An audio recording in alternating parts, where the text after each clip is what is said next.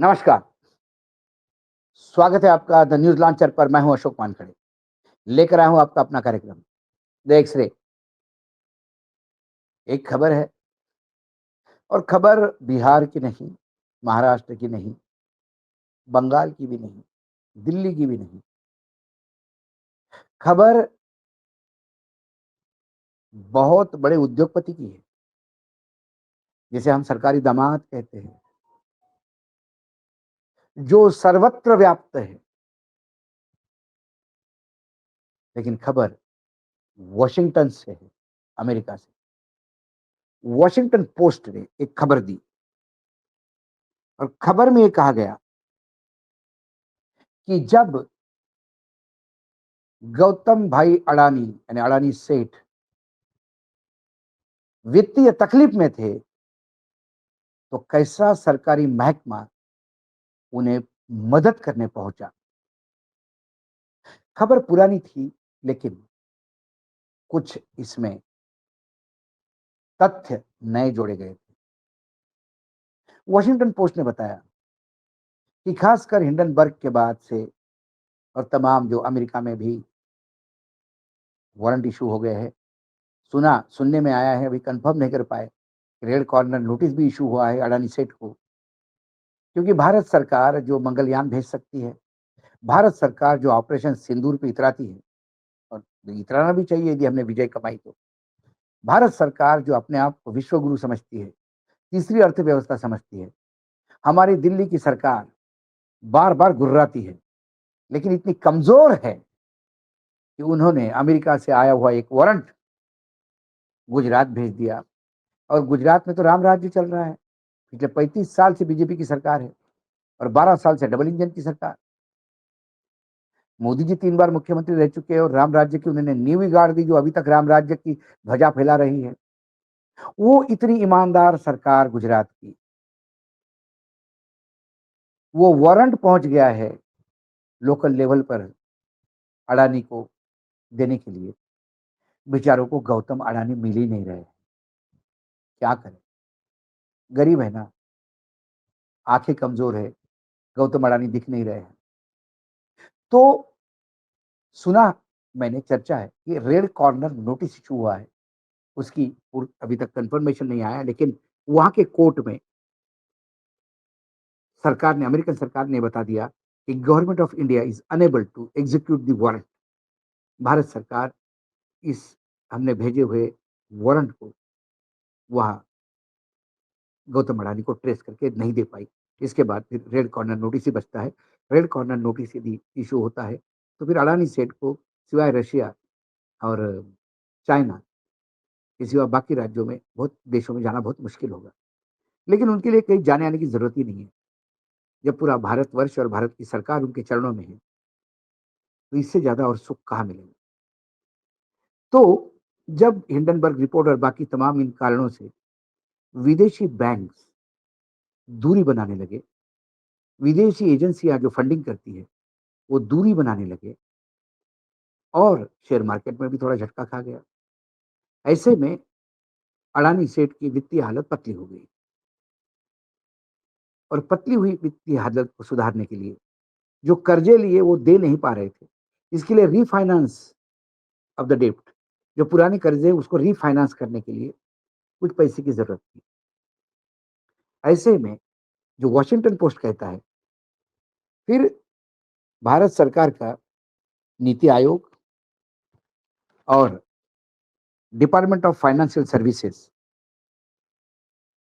और ministry of finance, वित्तीय मंत्रालय के डिपार्टमेंट ऑफ फाइनेंशियल सर्विसेज के कुछ अधिकारी सामने आते हैं और फिर वो बताते हैं कि अडानी ये भविष्य है। आप भारत सरकार के बॉन्ड में 10 साल के यदि इन्वेस्ट करोगे, तो आपको 7.2% का रिटर्न मिलता है। लेकिन अडानी में आप यदि इन्वेस्ट करोगे, तो आपको 7.5 या 8.2 तक रिटर्न मिलता है।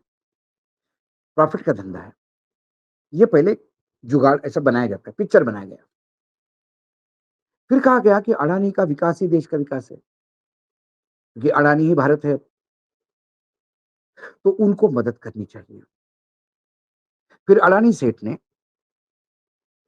एक Adani port and special economic zone SEZ, APSEZ जो कंपनी है, उसके 5,000 करोड़ के बॉन्ड्स लॉन्च किए और वो पूरे के पूरे बॉन्ड एलआईसी ने खरीदे, क्योंकि एलआईसी के पास पैसा है। किसका है? आपका, मेरा, सबके प्रीमियम का पैसा है। एलआईसी का काम क्या है? हमारे यहाँ कोई आपदा घटती है, कोई चला जाता है, तो वो पैसा उसको मिलता है। लेकिन इंश्योरेंस कंपनियां खूब कमाती है, तो ये भारत सरकार की कंपनी है।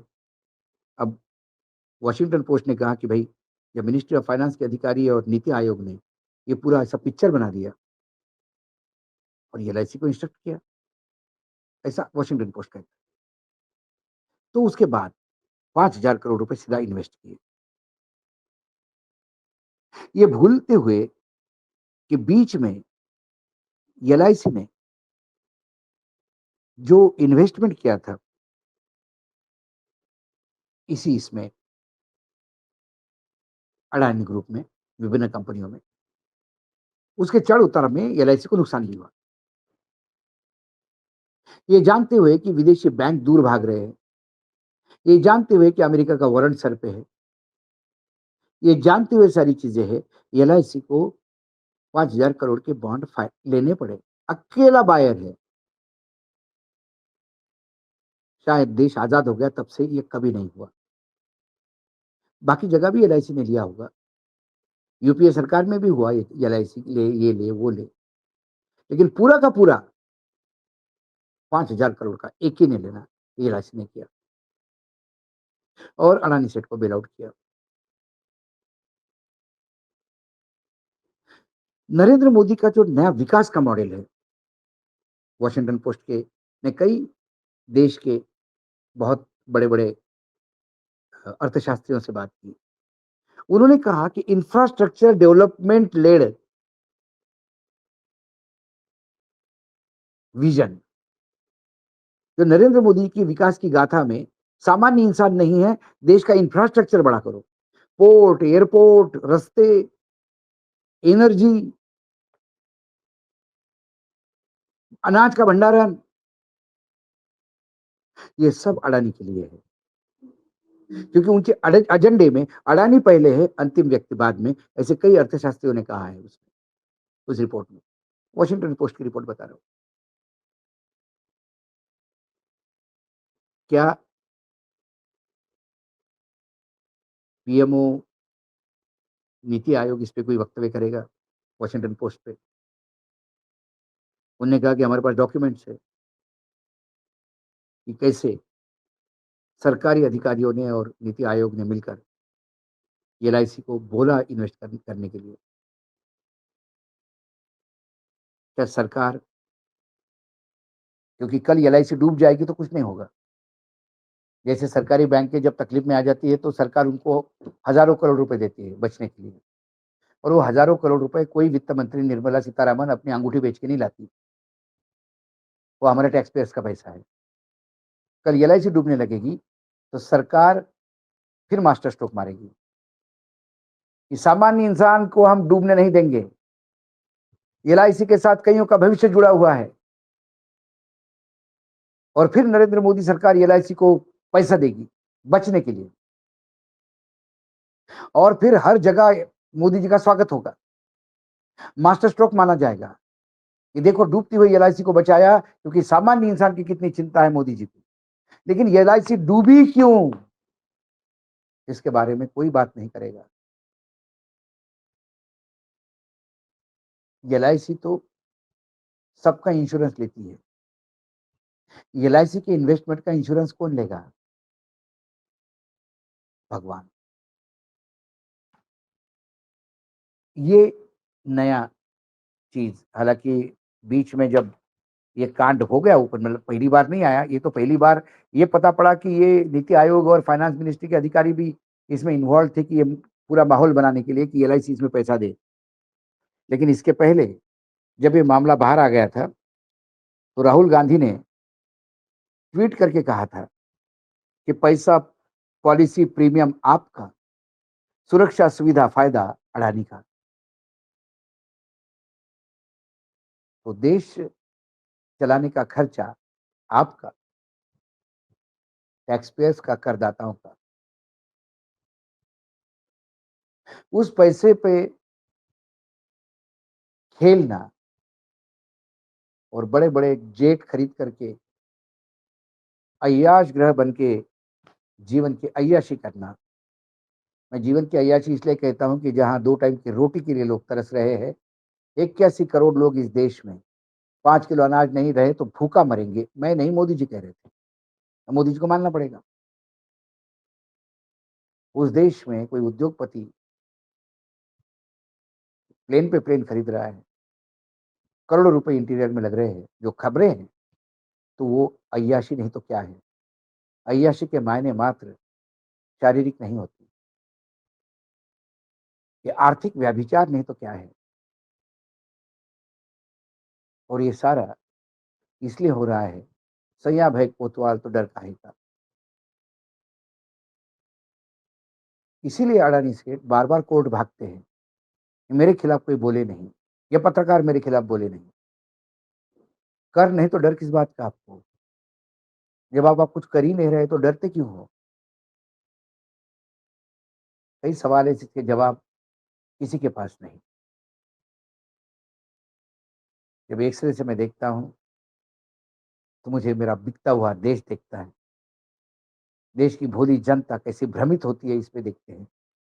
आप तो कावड़ लेके यात्रा पे चले जाना, उसी से भी खुशियाँ मनाना कि ऊपर से हेलीकॉप्टर से फूल गिरते हैं। महिलाएँ खुश है क्योंकि 1500 रुपए मिल रहे हैं।